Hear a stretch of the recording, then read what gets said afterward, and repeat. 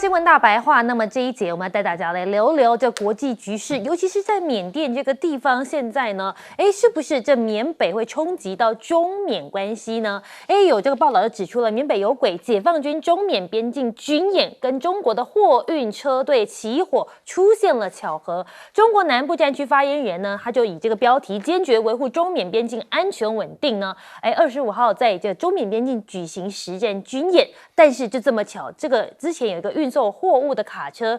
队呢，从中国通往缅甸的途中就这样子着火了。那么中国驻缅甸的使馆就提醒，要求中方人员尽快转移撤离。那么缅甸的北部动乱武装组织占领了中缅边界贸易关卡晚丁。缅甸媒体表示了，这少数民族他们的武装组织呢，已经从缅甸军政府手中夺下通往中国一处贸易利润丰厚的边界关卡晚丁这样子。那么现在呢，在中国夹在缅北冲突带，您觉得北京会出手来介入内乱吗？现在也是一个讨论的议题，因为在缅北的果敢地区，这个三兄弟联盟10月27号以清剿电诈、推翻缅甸军政府为号召发起的联合军事运动，至今占领缅甸东北方多个城镇跟军营，而且控制了通往中国多条重要的贸易路线。西方媒体就说，这是中国默许这缅北民族武装组织的军事活动。华盛顿的智库学者甚至直白的说，这三兄弟联盟能够快速的进攻缅北，就是因为它背后有中国的支援。他说，北京呢，在过去半年来对缅甸的军政权感到不满，军政权不仅没有跟中国达成经济协议，在打击诈骗、人口贩卖这些等等的问题之上都没有有效的应对，也因此中国人经常是这些跨国犯罪的受害者，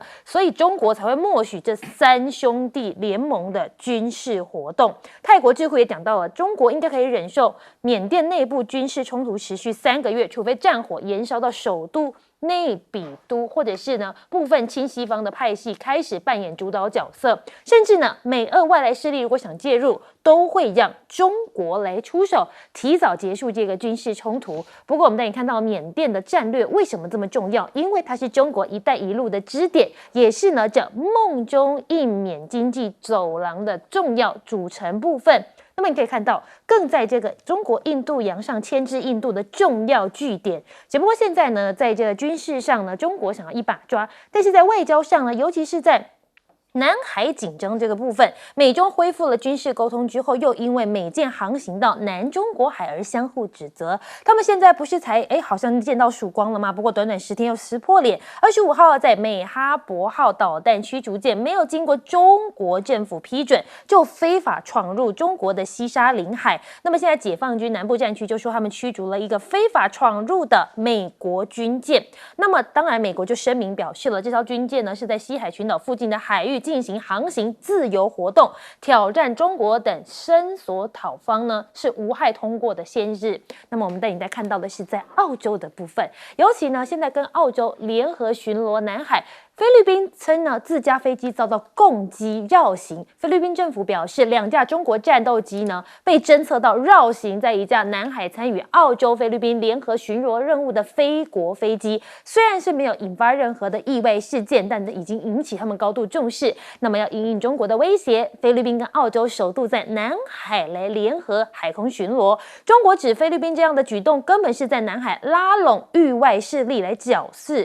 局滋事，那么还要进行炒作，破坏区域和平的稳定。菲律宾坚持这海上活动为的是自身的权益。不过现在习近平军事外交是想要2把抓吗？因为中日韩的外长会共促明年初元首峰会，那么在经贸、安全、科技等6大领域来合作。中日韩的外长会呢，王毅也提倡更多的中日韩加 X 的合作项目来谈朝鲜局势。那么当然，王毅也讲到要坚持带动公投发展，跟周边的国家跟地区创造更多中日韩加 X 的合作项目。我们先来请教一下亮哥，你怎么看现在这个缅甸的局势？这个中国跟缅甸的关系现在到底是不是有一点尴尬的状态？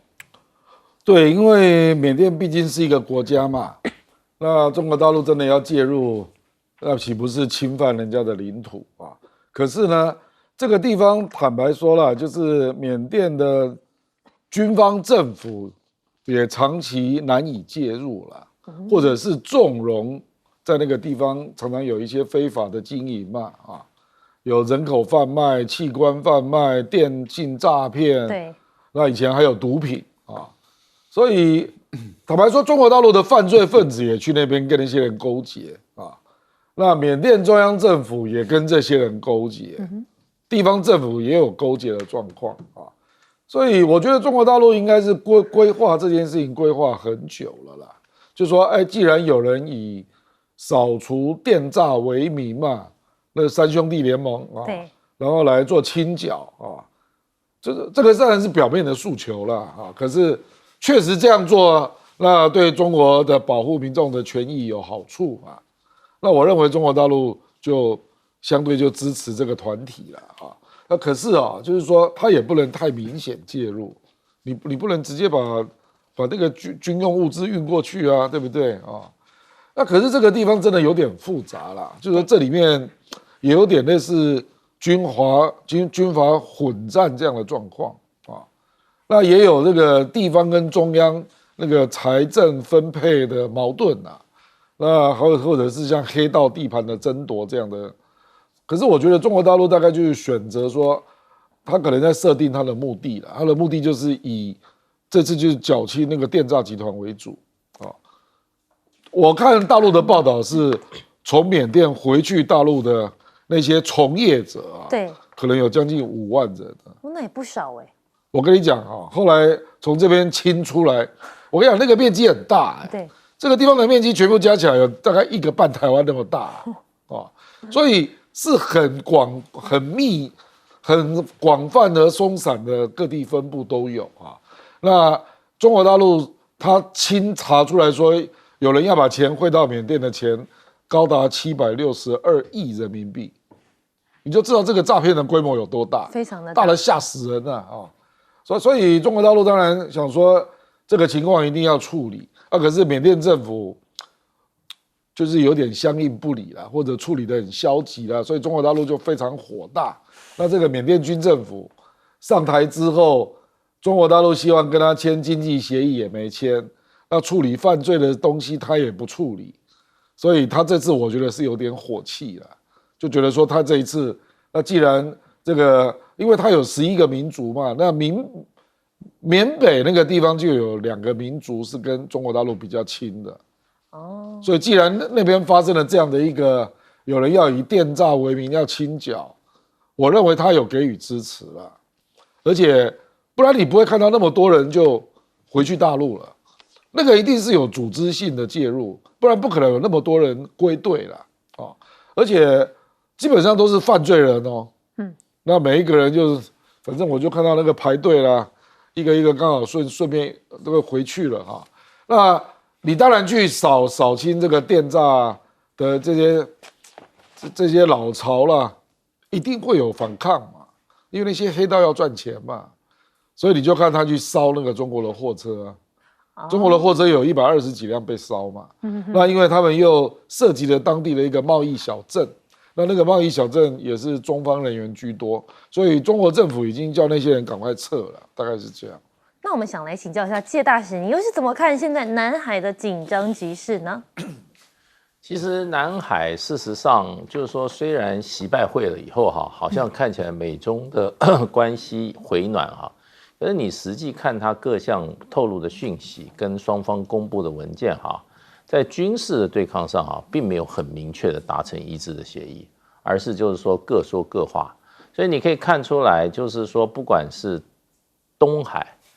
南海，事实上都还是在一个紧张的状态。美国还是照他过去的一贯的作为在这些地方继续的作为。这次在南海，他也明确的很清楚，他是实行所谓自由航行。而中国大陆也讲，就是说你进入了西沙中国领土的中国的领海。领海就是12海里以内了，那这种行为的话，就是说，当然还不至于引起武力的冲突了。可是中国大陆一定有很多抗议跟驱离。可是美国的立场是认为，按照国际海洋法公约，美国事实上的话，各国的这些军事舰艇是有权利进入到他国的沿岸国家的12海里内进行什么无害通过。所以美国认为他这个是他的权利，而且他是在主张海洋法的权利，所以这个也不是现在专门针对中国设计，也不是这2年才有，是1974年从卡特做美国总统的时候就有这个政策，叫自由航行政策。所以美国第一个是遂行这个政策，第二个呢就是说它跟这个就是说南海部分哈，澳洲跟这个还有就是菲律宾的这些哈联合的这些军事行动哈越来越加强。那我认为很可能是美国啊在未来的这一段时间里内哈，我想会在台海方面的行动会少一点。因为台海正在进入选举的这个，美国也不愿意哈，他的军事行动啊，对这个选举造成影响，因为他也不晓得是造成什么影响，说实话。所以你会看到南海，甚至这个东北亚的这个东海的部分美国针对中国大陆的军事行动，我的预判会增加。倒是我认为台海的部分可能会相对的跟过去一段时间会比较怎么样？少见美国这一类的这种所谓的这种对中国大陆这种军事压迫的行为。那我们来请教一下赖老师，你又是怎么看呢？有人说，是不是最近中国国家主席习近平开始要军事外交，都想要来抓了？尤其是这个中日韩外长会，明年是不是还有一个元首峰会？我觉得有这个机会因为我们看到美国在东北亚这个局势，它的战略上的一个做法是这样子，透过军事跟安全。把日本跟韩国拉得更紧一点，所以它主要的目的是来针对于朝鲜以及俄罗斯在日本海在东北这个地方的一个发展，然后给朝鲜的压力大。朝鲜由于针对跟美日韩的军事的对抗，所以它也强化了它跟俄罗斯之间的合作因为中国大陆还是谨守的联合国安理会的决议，就是朝鲜半岛无核化。那因此呢，对于朝鲜在核发展这个部分，中国大陆是不可能给予援助的。可是问题是以现在俄罗斯在这个俄乌的战争中，它需要朝鲜供应满足它所需要的地面作战的这些武器装备，而中国大陆很明显的是不会满足俄罗斯在地面作战的武器。所以这次我们看到了应该是朝鲜已经满足俄罗斯的要求了。同样的道理，交换的就是俄罗斯提供给这个朝鲜有关于核打击能力，包括这个洲际的弹道导弹的作战能力，以及核弹头的试爆能力。很明显的，俄罗斯有供应，所以这一次朝鲜的第3次的核这个卫星的试射就成功了所以看到朝鲜一下子军事能力提高。但是美国的目的是在强化这个的时候，他也要韩国跟日本在经济方面对抗中国大陆。那也就是不管是在于过去的三星的这种先进制成的晶片，或者是日本的半导体的原料，或者是部分的光刻机的设备不准卖给中国。那这样的话，形成了美国拉住日韩，然后在军事方面造成东北亚的紧张局势。可是这样的一个过程走了一段时间以后，日本跟韩国在经济贸易方面其实受到很大的困顿，也就是美国没办法满足日本跟韩国的经济贸易，而中国大陆是韩国跟日本的最大的经济伙伴，而因为他们过去追随美国的情境下，经济往下走，它内部的压力越来越大，不管是尹锡悦也好，或者是岸田文雄，他的民调支持度都已经屡破历史新低，而且无下限的一直在往下修。就在这个时候，大陆出手了。对，大陆出手的时候，就是要用经济的方式来缓和跟日本、韩国的这个经济关系。那透过经济力缓和跟日本、韩国的经济关系的时候，那这样的话就会抵消了美国拉日本、韩国去对抗中国，因为中国大陆是日本、韩国的第一大贸易伙伴。对，一旦他们的经济关系在往上拉的前提下，那美国要求他们去对抗中国的力道就减弱。那一旦中日韩的经济往下拉，那日韩跟美国的关系就往外拉一点，矛盾就扩大一点。这个对中国大陆当然是有利嘛。所以我们看到大陆在外交上是非常巧妙的，已经开始在产生一些变化，而且它有在发酵。这个其实就给明年三国的元首创造峰会的已经带来的条件了。所以刚才赖老师讲到的这美日之间的微妙关系，那么稍待一会回来，我们再带您继续讨论。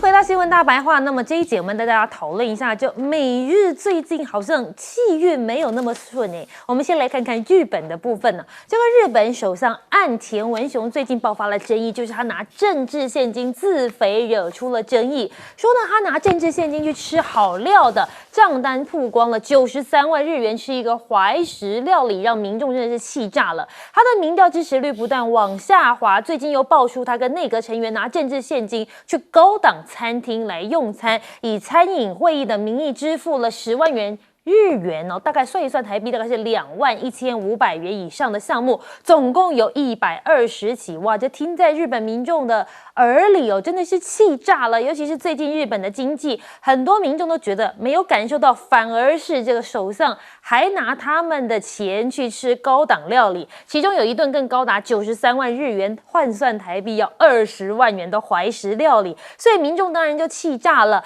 岸田内阁的民调也掉到30%，被曝拿政治现金吃这高档料理呢，现在甚至有30%的民众要他赶快下台，不要在那边继续担任他们的首相了。那么可以看到，他现在已经创下上任以来的最新低点。那么岸田还应该执政多久？现在有30%的民众就说不用再执政多久了，直接下台是最干脆的。只不过呢，这岸田哦，他住的地方呢，首相宫邸设备发生故障。那岸田现在改住饭店，读卖新闻也说这是相当罕见的。你那个首相官邸坏掉，你没住其他地方，你跑去住饭店。原来是23号晚上，岸田晚间8点回到官邸的时候，9点半又走出来去住附近的酒店。那么相关人士就说了，因为居住空间设备发生故障。可是是什么故障呢？他没有讲清楚，所以呢，这些网友就开始说：“哎，你知道吗？其实过去首相官邸一直有这个闹鬼的传闻，有多恐怖？我们讲给你听。日本首相的宫邸闲置9年，闹鬼传闻不断。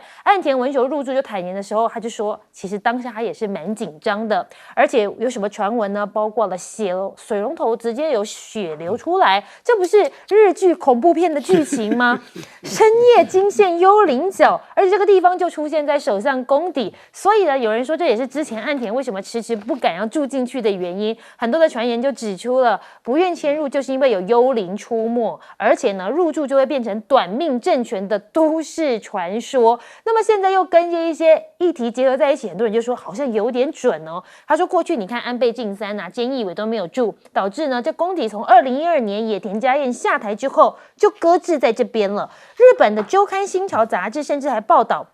日本的第75任首相宇野宗佑曾经就说了，他在公宅里打开浴室的水龙头，这水龙头流出来的不是水，而是血，所以他真的是吓到了。第80任首相也讲到了，他的夫人说，一家人入住宫邸前呢，就觉得这房子好像哪里怪怪的，所以入住前呢，每天都会拿那个盐巴，日本人喜欢拿盐巴来驱邪嘛，所以都会往门口一直来撒。可是现在不止这日本的首相出现了一些光怪陆离的事情，好像连美国总统现在呢也是很惨。怎么说呢？他的好兄弟拜登现在选情告急了，13份民调就输了11份。Politico 报道的有13家独立机构的民调，拜登除了其中2家支持度领先之外，其余全部都是输给川普。所以绝大部分的选民都认为他的经济跟外交政策失当，所以争取连任也面临到很大的挑战。而我们带你看到，现在不是黑色星期五的购物节吗？照理来说，这是美国拼经济最好的时机。可是呢，美国的黑色星期五零售额只有增加2.5%，因为在高通膨、高利率的双重打击之下，各方都预估了今年年中购物季表现可能没有很好。万事达公司就曾预测，哎呦，这个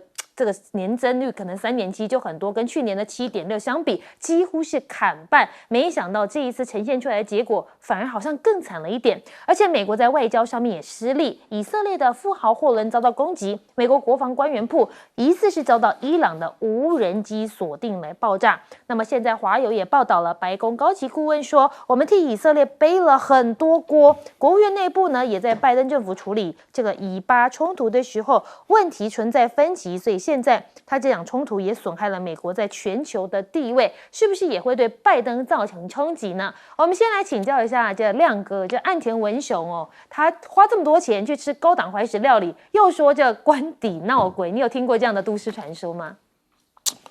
这个野田佳彦有住官邸啦，他2011年9月上任，2012年12月就下台了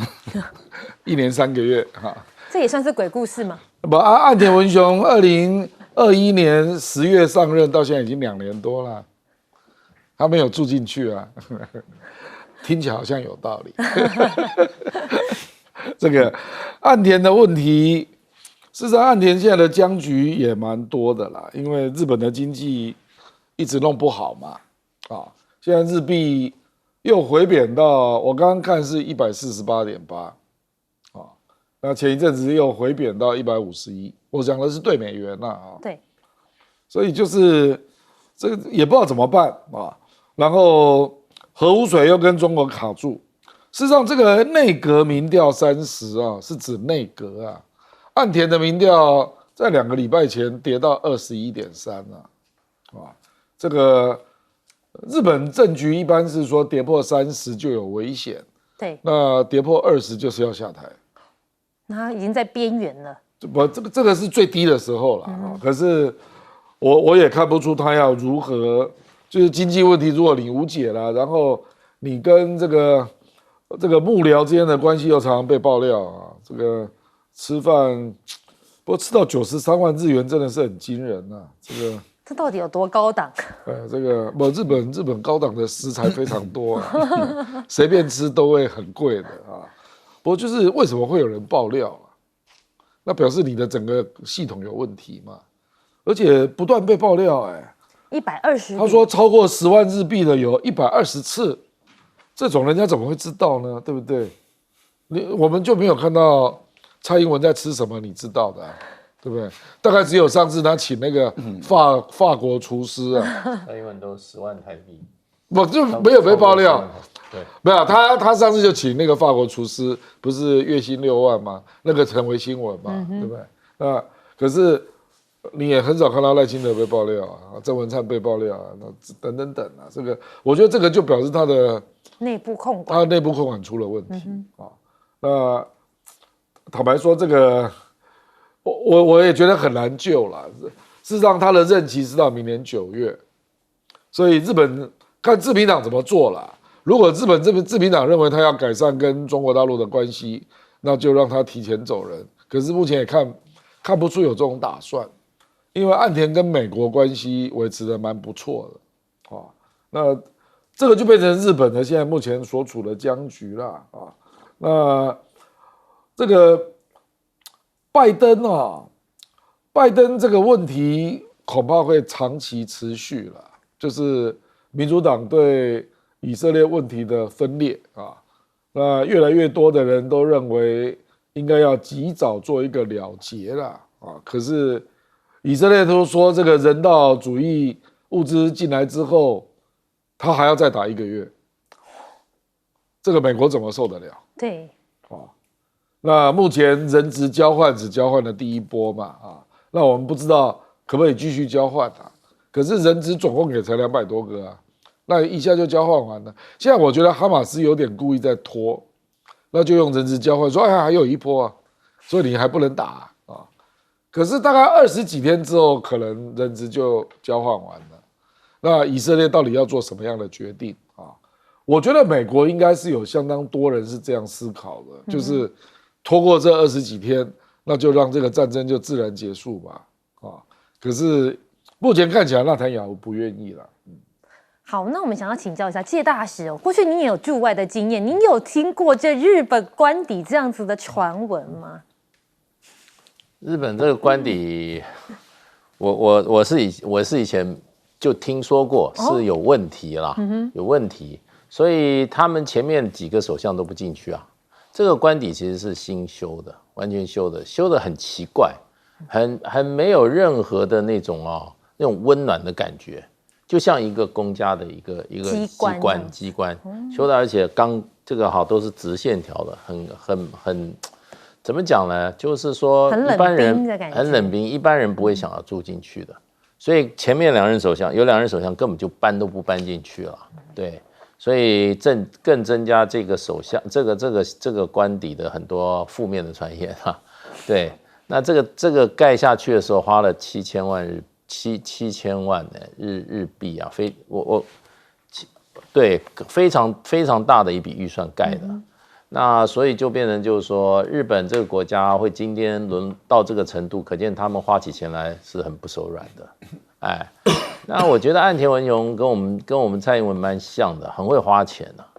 对，他不是这个花钱，他国防预算5年要增加2倍，对不对？那蔡英文也差不多啊。我们国防预算，他从马英九总统手上接下来是3000亿，今年就是6000亿啊，也是2倍啊。所以我觉得他们这些人最后都会不得到老百姓的喜欢，因为这个都是老百姓事实上经济没有改善，事实上生活越来越糟糕的时候，他大笔的拿钱去花在跟人民民生不相干的这些事情。那当然日本的官僚事实上的话本来就是过去就是比较腐败的，可是日本是一个封建社会，他们对于这些官僚啊这些所谓的产官学这种中间的这种互动勾结事实上日本这个跟日本的政治传统比较像，所以他们的政治文化事实上又可以允许政治人物去什么料亭啦，那都是非常贵的跟现在日本不一样，日本现在经济不好，对，然后日本的新一代他的文化比较有改变。那对于岸田这种老的这种，因为岸田是老的政治家庭出来的，他这种老作风，所以你看他这种吃喝他这种93万日元一顿的，一定到那个料亭。料亭就是日本这种富商巨贾去的，很怎么样，很隐秘。然后呢，就是说里面都是山珍海味，吃一顿都是怎么样？可是里面有一个传统，就机密绝对不会泄露。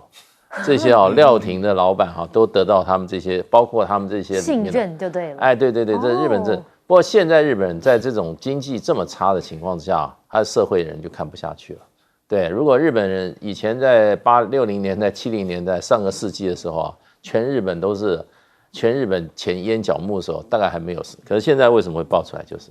日本经济不好。那我们要请教一下赖老师，你又是怎么看的？尤其现在日本的好朋友美国，现在拜登自己好像都自身难保，尤其是这个民调，他明年要拼连任，可是现在看起来胜算好像比较不大。第一个年龄的问题是永远无法解决的，因为只会越来越老，不会越来越年轻除非他的体态有很大的进步，除非他的表达的能力有很大的进步，认知能力有提升。不然的话，年龄问题不能解决。好，那另外一个问题就在于大家关注的是摇摆州。美国有一些州跟我们台湾很像，对，也就是都已经蓝绿那个很清楚了例如说台湾的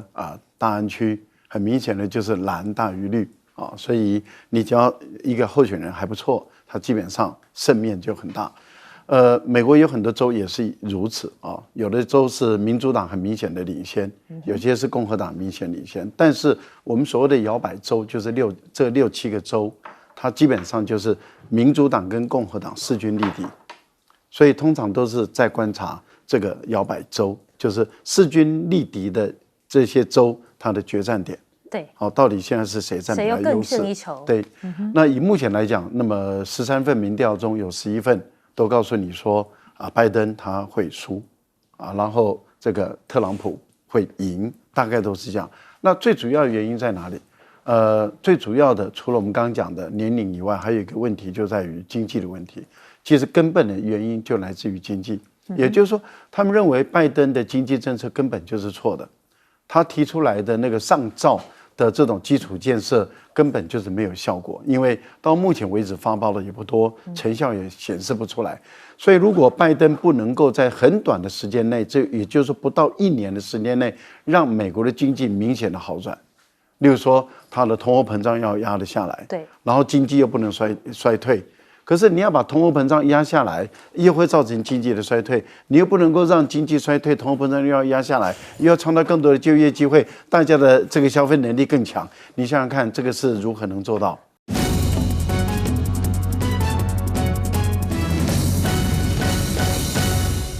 欢迎收看《新闻大白话》，我是韦佳琪。那么这一节我们要带您从国内政治探讨到国外的现在的发展。而我们带您看到的是加入我们这一节的来宾，包括有国际政治专家赖岳宪赖老师，晚安。主持人好，观众朋友大家好。还有我们的前驻纽大使介文吉介大使午安。主持人好，各位朋友大家好。好的，那么还有我们的耶鲁政治学博士郭正亮，郭亮哥，晚安。大家平安。好的，我们的带你来看到了这一节，当然我们要带大家来聊一聊这政治局势的变化，尤其是在这蓝白合破局之后，现在蓝军呢已经确定是侯康配了。侯康配之后呢，是不是士气大振了？因为呢，这个赵少康呢，他直接讲到了，其实他最近呢跑很多场子，大家问他最多的问题不是说你为什么加入国民党，而是你为什么不主持节目了呢？一起来听看赵少康怎么说。讲实在我主持广播电视，生活过了好好的，过了好好的，怎么跑来选举呢？实在只是看到国家面临这样的危机，临危受命，救亡图存，真的是这样。我真的当时希望蓝白能够合作了。赵少康他说了，他其实奋战到最后一刻，可是蓝白合终究还是破局了，因此他临危受命上阵。只不过这临危受命现在让蓝军士气大振。前一天呢，在台南的造势晚会上，很多连民进党的人都说没有看过这样子的场面。我们带你来看到是国旗飘扬，那么真的可以说是万人空巷。很多人说很难想象，这是赖清德的大本营在台南会出现这样子的场面。过去这样的场面可能比较多出现在蓝营的大票仓，像是新北啦，又或者是这桃竹苗这一带，没想到这一回来到了赖清德的本命区，大进场的时候还可以大受欢迎。不过我们带你看到的是，就连赵少康都说了，因为他从小在台南长大嘛，他说真的看了之后真的好感动，也很甘温呐。可是呢，这一场首场造势在台南哦，还有一个大将你就不得不提了，这一回被列到了不分区名单当中的前台南市议员谢龙介。谢龙介就说了，这赖清德，你不是要反黑金吗？一起来听听看谢龙介是怎么呛的。欠什么赚什么，欠快筛因赚快筛，欠疫苗伊赚疫苗，欠口罩赚口罩，欠鸡卵赚鸡卵，欠猪肉伊赚猪肉，对不对？伊甲咱讲爱绿能发电，结果因做20-30间公司，绿能咧发财啦！你唔是要反乌金，反对西行啊去？嘴讲一套，做一套，因的拢较好，别人拢生啥无？一款的政党，甲包起来拄啊好啦。哇，这谢龙介真的是火力全开，有人就说了，果然就是一生监督赖清德一人，非他莫属了。不过昨天这个大进场的场面呢，也让这个谢龙介看了说，真的是尽在不言中，很多的感触哦。他今天才要来娓娓道来，可以见得呢，其实昨天那一场呢，让很多的蓝营的人都觉得真的好感动，也没想到真的有这么多人愿意站出来挺身而出。而我们带你看到的是，现在台南有没有可能翻盘呢？你看哦，这谢龙介哦，现在列国民党的不分区立委的安全名单，他说诚惶诚恐。那么现在会不会有更多的资源来靠拢呢？我们带你看到，其实你真的有蹲点哦，民众的即时感受跟支持度是最明显的。你可以看到，过去2018年台南选举的时候，黄伟哲对上高思博，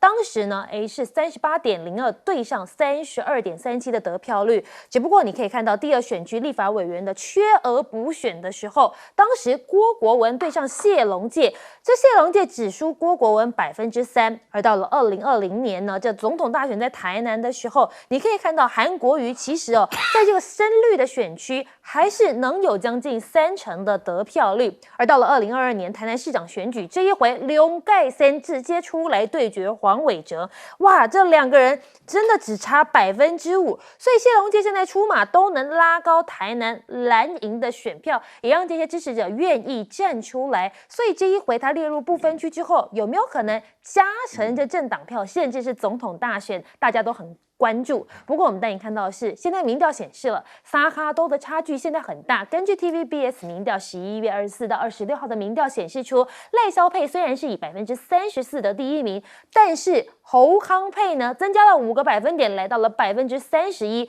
等于他们两个只差3%。那么柯银配则是掉了6个百分点，来到了23%。就连中时的民调也显示出了，你可以看到呢，这赖萧配跟侯康配竟然只有差0.1。镜新闻的民调呢，侯康配也急起直追。所以你可以看到，在蓝白合破局之后，国民党推出侯康配，反倒是让赖萧配倍感威胁，而柯银配并没有如预期的民调往上走。2024最新民调，现在侯柯惊人的差距曝光了。那么吴子嘉说，新风貌可能要诞生了。只不过他没有讲到呢，其实在这3份民调当中呢，侯柯因为蓝白破局之后，两个人当然在民众的心里面呢，都留下了一些不满意度。而吴子嘉就预测了，未来1周侯柯之间的消长还会再出现很大的变动。从25号没有曝光的民调数据来看，柯文哲掉了20%左右，可能中间选民跑掉了。他目前面临到最大的困境，27或28日如果持续滑落的话，可能就会有新的风险。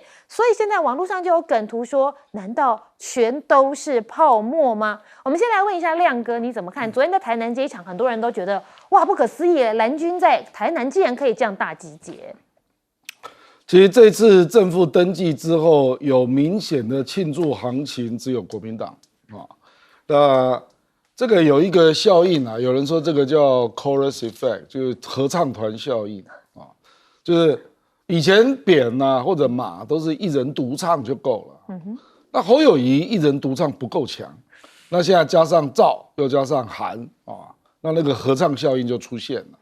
就是说。各种不同的音频啊，就谱出了一个旋律。这样，昨天那个场韩国瑜还没去嘞，他只有影片出席而已。那个对，他如果本人到，我相信人还更多啊。不过这个就是一个好彩头啦。我坦白说啊，谢龙介上次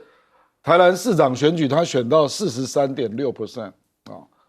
我们不用说多啦，这个侯友宜在台南如果能够拿到40%以上，就不得了。我认为他大概就赢了。因为我认为这次北台湾赖清德要胜出就会相对难啊。那以前，不过这次因为是3人呐，所以他未来这个互动会比较复杂啊。我的复杂就是说，事实上国民党我真的觉得应该要谨慎，对柯文哲的策略要，我觉得那个我用一句台语啦，说爱你不对，就你幸福啦。就我觉得就是。简单讲就是说，应该是以打赖为主啦。那事实上只要2个大党对决哈，那柯文哲就很容易被边缘化。可是柯文哲的票也不能太低，因为柯文哲的票绿票比蓝票多啊。对，柯文哲的票事实上大部分都是20到40岁啊，就是大概就是中间选民加中间偏绿啦。我坦白讲，中间偏蓝的其实不多啊。所以你不要以为你在打柯文哲是在帮自己啊，搞不好你打柯文哲是在帮赖清德啊，而且你造成了仇恨值啊。那国民党的区域立委怎么选啊？国民党的区域立委有58区没有民众党候选人呢，你一定是要广结善缘嘛啊。事实上，我现在问到了国民党的区域立委的候选人啊，每一个人都觉得啊，我们就跟这个柯文哲保持友谊关系啦。我甚至认为国民党应该要更积极，因为未来国会也有可能合作啊。对啊，也要合作啊。我跟你讲啊，目前的状况，我们说侯、赵、韩3个人构成一个合唱团，对不对？可是还缺青年这一块，就是国民党最终还是要有20到40岁的一个战队出现啊。那你就要去接收柯文哲的政见啊。事实上，一定是要这样选，就是你要弄个导管过来啦，不然他的票要来侯友宜这边是相对困难的。他要回去赖清德反而是比较容易的。所以我跟你讲啊，我认为未来啦，因为现在我知道国民党还有很多人在气头上啊，就对蓝白破局那个过程，还在生气。可是你气这个是没有意义的啦，你要往前看啊，反倒是民进党以后一定会打柯打得非常用力。因为民进党认为他要抢他的票啊，因为他有很多票是从绿营那边过去的啦，所以我认为未来啊，你可能会看到一个很特殊的选举啦，就你看到民进党集中在打赵少康跟柯文哲，那侯友宜反而打的比较少，因为侯友宜争议真的比较少啊，那赵少康因为他从政很久，他累积的政治能量也很大啊，那他留下来的金句也很多了啊，所以。我知道民进党现在很多人是在收集赵少康的资料，那也当然柯文哲资料他们早就收集完了。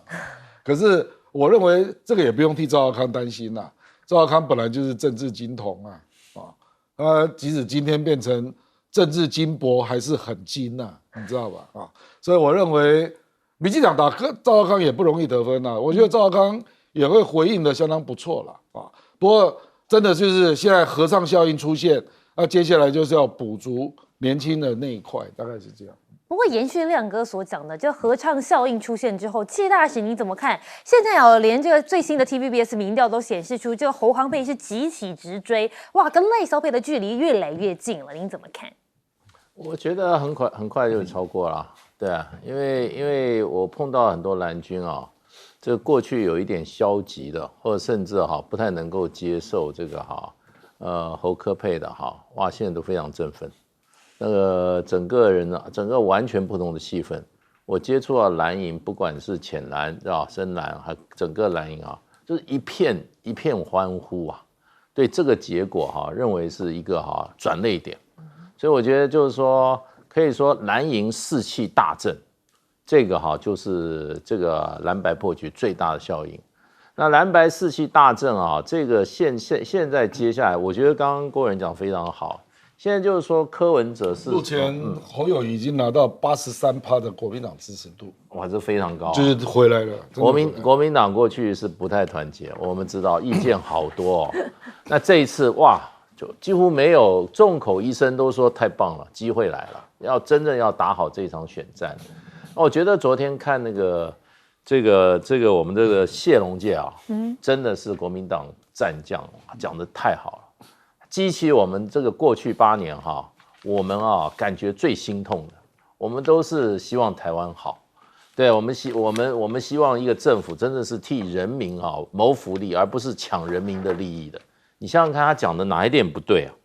对不对？我们都经历过了，都是我们的这个，最后连鸡蛋都冒出来一家什么3人公司出来卖鸡蛋了，卖的就4、5千万了。这种事情都做得出来，真的是我觉得国民党要坚决的打弊，就是让人民看到一个政府能够怎么讲呢？让这些作奸犯科、吃人民血喝人民骨肉的这一些人要把他怎么样？要诉诸正义口诛笔伐，最后像赵少康讲的说，这个都要办的，对不对？这个每一个案子都要办的。而且这个国民党事实上，这个蔡英文上任来以后我最近看到，我自己是公务员出身，真的要替公务人员讲几句话。是，公务人员专业性没有了，公正性没有，年轻的公务员看不到未来，然后呢，退休的公务员被蔡英文霸凌，把退休公务员的这个合法的这个退休金把它剥夺。这些都是几十年把他的这所有的终身的最好时光都贡献给国家了，不求名不求利的，还用这种方法对待，这还有什么公平正义呢？我觉得这些都是将来我觉得就是说国民党要为台湾找回公理与正义。而且昨天在台南是赖清德大本营这样子的画面很难得一见我觉得根本不要把台南，我觉得台湾人基本上不管在哪里都是一样的是非标准，都是一样的怎么样，一样的期望，我们都希望台湾好，我们都希望台湾是一个怎么样讲公理有是非，然后呢让这个努力的人能够成功，让那些作奸的犯科人付出代价的这样的一个社会。我觉得过去民进党的8年让我们都看不到这些，现在国民党真的机会来了，要给人民带来希望，要看出你的决心，展现出你的能力让我们这个8年这个苦日子不会白过，让我们真正有更好的希望。我们问一下赖老师，随着这个侯康配成型了之后，有人说这反而对于柯文哲造成冲击，因为他的中间选民跑掉了。如果民调再一次往下滑落，那么整个局势可能就不一样了。民调的发展，这也要看之后这个三方怎么去打这场仗了我个人是这样认为原本你像我，包括我在内，我们都很期待，也包括了赵少康赵大哥大家都很期待说蓝白合。大家期待，那结果蓝白最终破局，原本一般来讲破局的结果啊，通常就是蓝白的士气会往下走。对。然后大家都说这个赖清德会躺着选。可是很特别的地方是在于，为什么蓝白破局之后，在第一时间大家士气不好，但是为什么会突然间整个逆转，蓝营的士气大振？我觉得这个跟提名赵少康有绝大的关系。你看，在破局的当天的时候，整个往下走，大家在相互责骂，蓝的责骂白的，白的责骂蓝的，彼此之间都在争吵，吵得不可开交，然后整个士气跌了。结果第二天要登记的时候，宣布赵少康，这个时候突然间整个蓝营的士气拉上来了。那为什么？因为以前的选举就是在国民党内这个侯友宜的选举是属于闷型的，比较闷。但是呢，赵少康上来了以后的举手式，马上把蓝营的这个归队了。为什么说他的举手式马上把蓝营的归队？第一个，他提到了9·2共识，非常的明确。9·2共识就对抗了台独，其实就告诉你说和平对抗战争，好明显。我一手提出9·2共识，那我就问你，这个你民进党你怎么回应我9·2共识？你台独嘛，对不对？所以你一定反9·2共识，所以你是台独。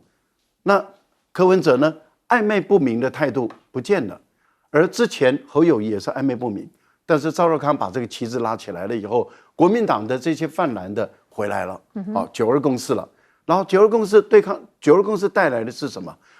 当兵4个月是合理的，因为一旦和平以后，为什么要当1年的兵？4个月的兵对抗1年的兵，多合理啊！所以和平对抗战争了。你要当1年的兵，是因为你要打仗，要打巷战。所以呢，赖清德的谎言就破了，说：“哎呀，服义务役的兵不用去打仗。”这个谎言嘛，因为国防部部长好几个人，副部长都跳出来说谁说的，连冯世宽都说谁说的，这当兵就是要打仗啊，怎么当兵不打仗？哇，赖清德的谎言被破了，原来1年的兵就是要打巷战，就是要打仗，这个就是证明了1年的兵就是要打仗，就是因为搞台独。好，但是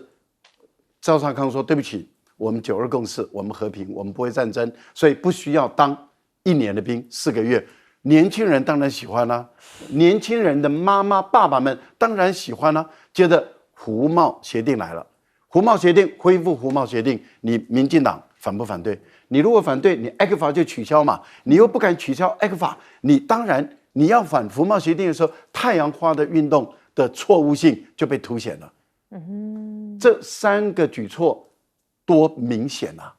多清楚啊！蓝的当然归队嘛，蓝的一归队，绿的是分裂的，当然可以赢得了这场选战嘛。这个战略态势一开始就对了，就打下去就对了。顺手牌要打得好，可是我们担心的就是顺手牌一定要打得好啊，不要让它再往下降啊。好，我们休息一下，广告之后回来带你一起聊聊国际局势。